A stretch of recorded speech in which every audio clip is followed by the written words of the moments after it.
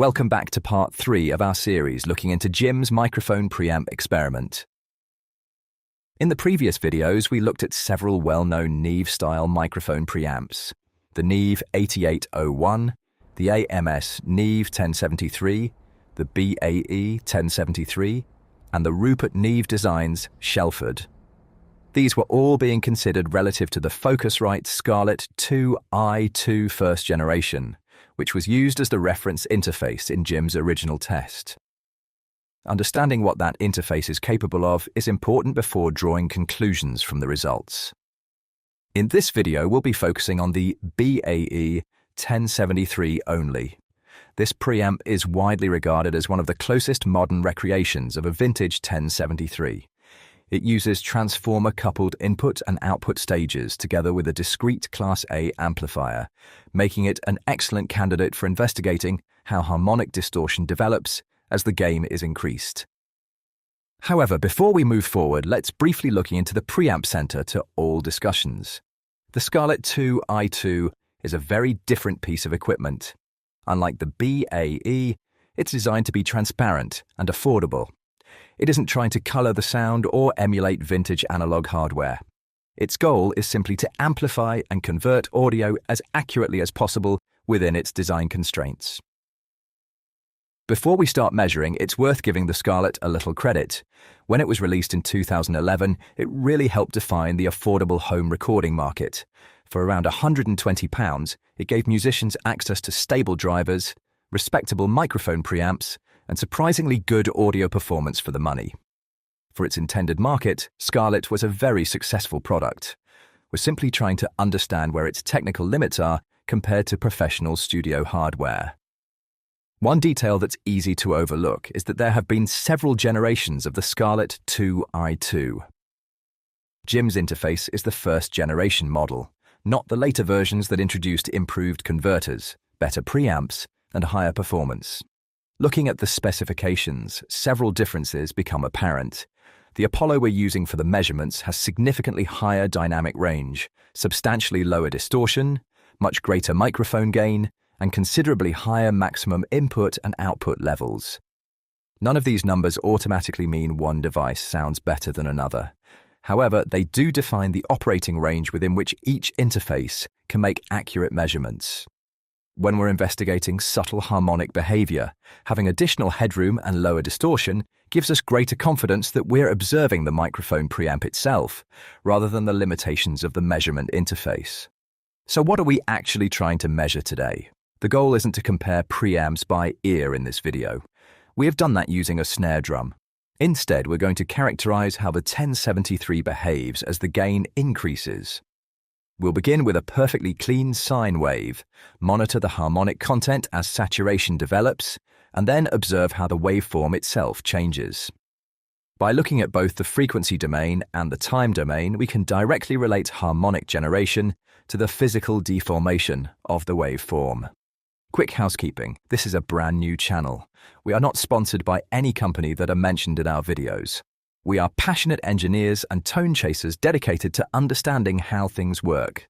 The same passion for understanding is applied to our Kemper, Tonix, NAM amp, and signal chain captures. Every profile is developed through measurement, experimentation, critical listening, and a commitment to authenticity. We want guitar and bass players to enjoy the most authentic sound with our profiles and precepts. If you like what this channel is doing, please like and subscribe. It genuinely helps. Thank you. Let's do it. With the setup explained, let's move into the actual measurements and see what the 1073 is doing as we progressively drive it harder. One quick warning before we continue. Some of the following demonstrations involve high-level test signals and can be quite loud, particularly if you're wearing headphones. I'd recommend turning your playback volume down before continuing.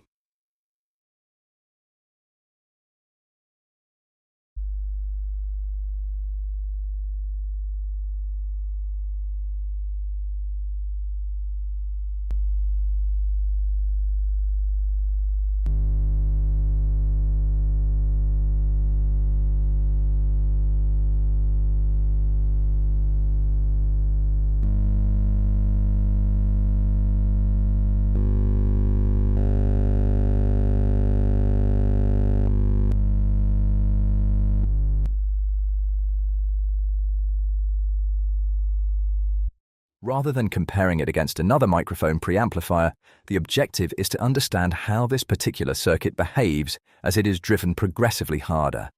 The test begins with Logic Pro generating a pure sine wave. A sine wave is chosen because it contains only a single frequency. In an ideal, perfectly linear system, the output should remain a pure sine wave, regardless of gain. If any additional frequency components appear, they must have been introduced by the preamplifier itself. As the gain on the BAE 1073 is increased, we monitor the output using an EQ analyzer. Initially, the display shows only the fundamental frequency.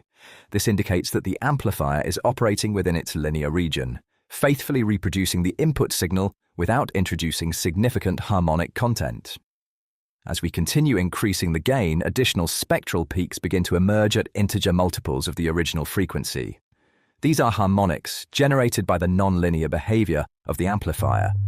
Their appearance marks the beginning of saturation. At first, these harmonics are relatively low in level and may have little audible consequence, but they provide clear evidence that the circuit is no longer behaving as an ideal linear amplifier. Further increases in gain result in progressively stronger harmonic components.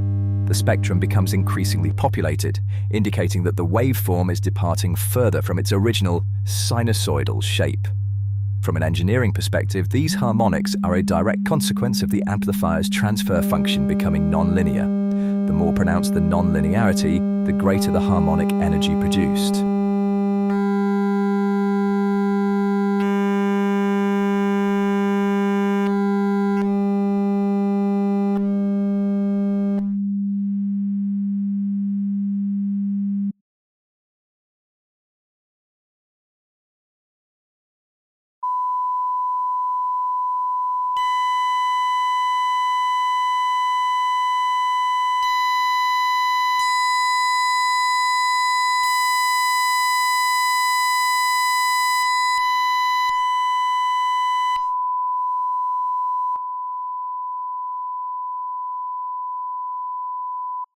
The second part of the experiment examines exactly the same process, but from a different perspective. Instead of analyzing the frequency spectrum, REW allows us to observe the waveform directly in the time domain. Initially, the waveform appears as a smooth sinusoid with rounded positive and negative peaks. As the gain increases, subtle changes become visible. The peaks begin to compress and flatten, indicating that the amplifier is approaching its voltage or current limits. This is the visual manifestation of saturation. As the preamplifier is driven even harder, the flattening becomes more pronounced, and the waveform gradually evolves towards a square wave. A perfect square wave contains an infinite series of odd harmonics, which explains why, at the same operating point, the spectrum analyzer shows an increasing number of harmonic components. The frequency domain and time domain observations therefore describe exactly the same physical phenomenon from two complementary viewpoints. By observing both displays simultaneously, we can establish a direct relationship between gain, harmonic generation, and waveform deformation. This provides a visual and measurable explanation for how increasing drive levels alter the signal long before obvious clipping becomes apparent to the ear. Thanks everyone for listening. Please like and subscribe, and we hope to see you in the next demo.